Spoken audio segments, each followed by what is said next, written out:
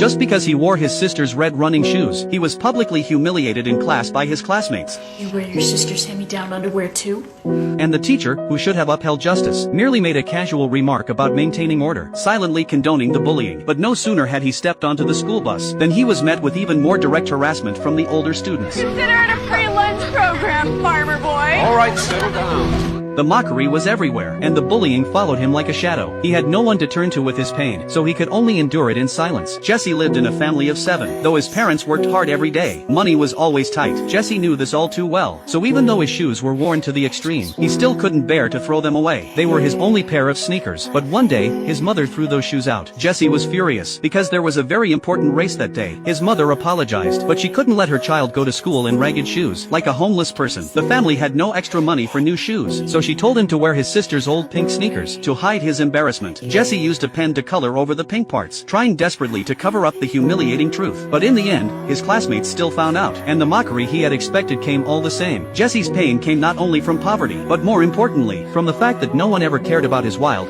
imaginative ideas. So he kept closing himself off, becoming more and more withdrawn, until one day, a new girl transferred to the school, like a ray of light that burst unexpectedly into his small world. Her name was Leslie. On her very first day, she was so nervous that she embarrassed herself in front of everyone. Everyone laughed at her, except Jesse, who looked at her with sadness and sympathy, because he saw another version of himself. Soon it was time for the afternoon race, which Jesse had trained for all summer. He longed to prove himself by winning first place. At the referee's signal, everyone started running with all their might. Though Jesse's shoes didn't fit well, because of his usual hard training, he not only kept up, he soon took the lead. But then, in the next second, a bright figure swept past him, and effortlessly claimed first place. After the race, Leslie took the initiative to shake his hand, but Jesse coldly rejected her friendly gesture. To his surprise, Leslie turned out to be his new neighbor, but Jesse didn't dwell on it. He remained absorbed in his sketchbook. This was how he healed himself. However, Jesse discovered that his little sister had secretly used his sketchbook. He confronted her in a rage, and the two of them started arguing. Their father glanced over and saw the truth, but he didn't say a word. He just told Jesse to take out the trash. Jesse obediently emptied the garbage, but the bitterness in his heart kept filling up,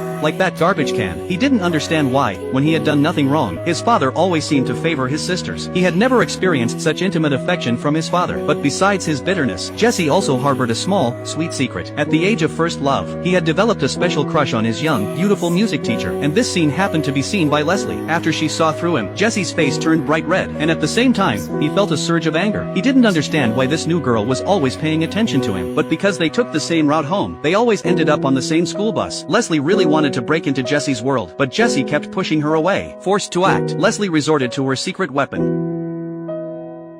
Friendship in youth is always so pure. Once you accept someone, you give them your whole sincerity without reservation. Jesse not only accepted Leslie's intrusion, but also allowed her to look through his sketchbook. Leslie said it was the best sketchbook she had ever seen, better than anyone else's. Jesse pretended to be indifferent on the surface, but inside, he was over the moon, because this was the first time in his life that someone had praised him so unreservedly. In class, the teacher asked Leslie to read aloud her excellent essay about diving. I'm a scuba diver. I'm going deeper past the wrinkled rocks and dark seaweed toward a deep blueness.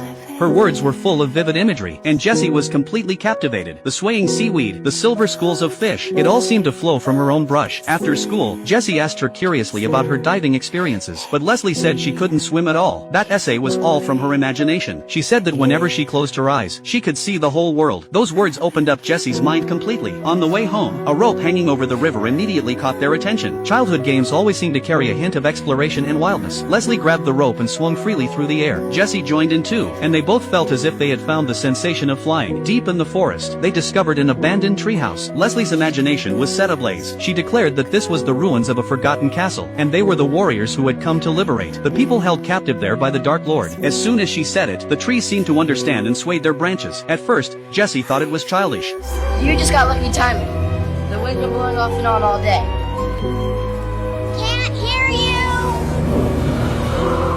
Even though he knew it wasn't real, Jesse was willing to believe in it. Compared to the lack of understanding and the mockery he faced in the real world, this was a place where he could truly let his imagination run free. From that day on, Jesse and Leslie became inseparable companions. After school, they would make trip after trip gathering supplies, constantly improving their secret base. At school, Jesse still secretly watched the music teacher, wanting to help her carry things but never daring to. When the school bully framed him, he could only endure it in silence. But strangely, he no longer let these things bother him, because he knew that after school, once he returned to that that secret base, all the emotions inside him could be fully released. There were not only small, beautiful things, but also all kinds of monsters that could never be seen in the real world. At this moment, Leslie seemed to have become a princess, and Jessie the warrior protecting her. They fought side by side, defeating one fearsome enemy after another, and Jessie was completely immersed in the joy of possessing magical powers. They climbed to the top of a tall tree, and Leslie said she could see a world like a fairyland, but Jessie couldn't see anything. Just close your eyes and keep your mind wide open. Jessie obediently closed his eyes. When he opened them again, he finally saw the world Leslie had called Terabithia. That day was Jessie's birthday. On the way to school, Leslie gave him a very precious birthday gift, a set of art supplies. He loved it. Jess and Leslie Leslie also encouraged him to be brave enough to reach out to the music teacher. She said if he wasn't afraid of monsters, then what in this world could possibly scare him? So Jessie gathered his courage and greeted the music teacher. Can I help you with those? Sure can.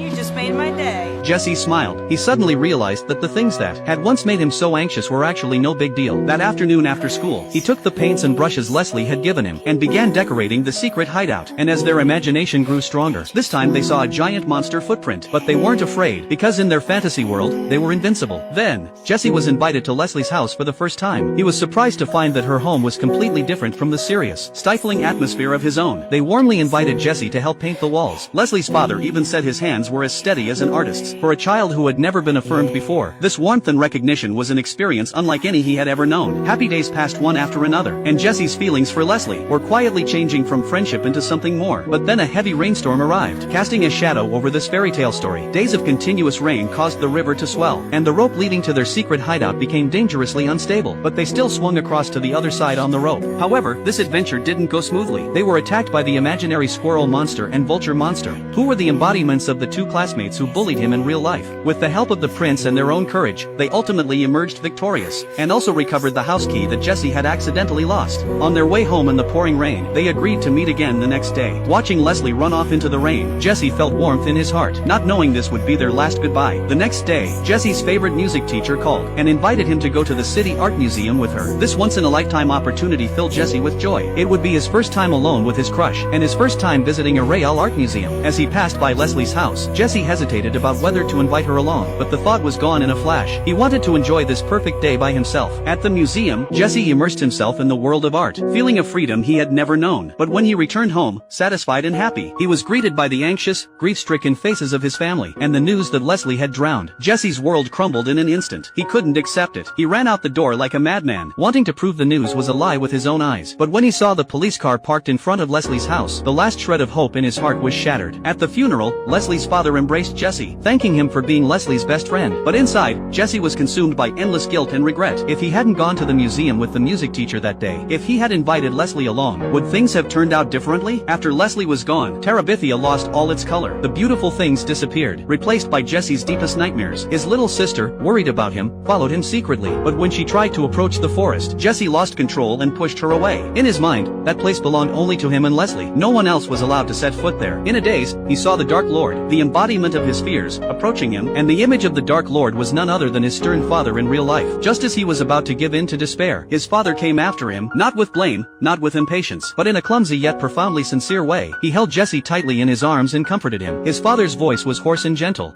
She brought you something special when she came here, didn't she? That's what you hold on to. That's how you keep her alive. His father's words gave Jessie the courage to face his grief again. He no longer saw only the pain of loss, but also began to see the gifts Leslie had given him, gifts that would never disappear: courage, imagination, and the ability to see the world with an open heart.